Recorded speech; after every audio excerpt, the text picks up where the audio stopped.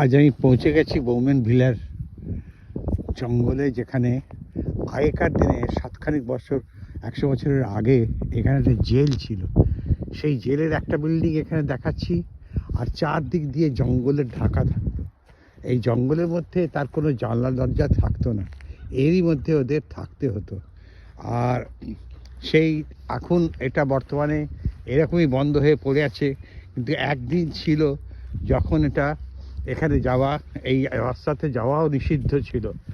যাই হোক, আজকে আমি তো চলে এসেছি, তাই ভাবলাম তোমাদের একটু দেখিয়ে দিই। এরকম 3-4খানা জেল এই কাছে দূরে একটা দেখা যাচ্ছে, ওখানেও একটা জেল ছিল।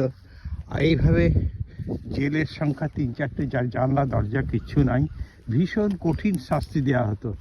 সেই জন্যে এই জঙ্গলের মধ্যে তাদের রেখেছে যাতে বাইরে কারোর সঙ্গে সংযোগ না হয়, এইভাবে তাদের শাস্তি দেওয়া হতো।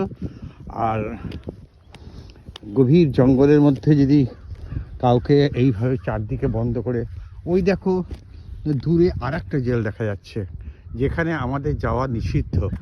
তাই আমি তোমাকে দূর থেকে দেখালাম, দূর থেকে দেখাচ্ছি যে ওই জেলটা এখন বর্তমানে ওই রকমভাবেই রয়েছে।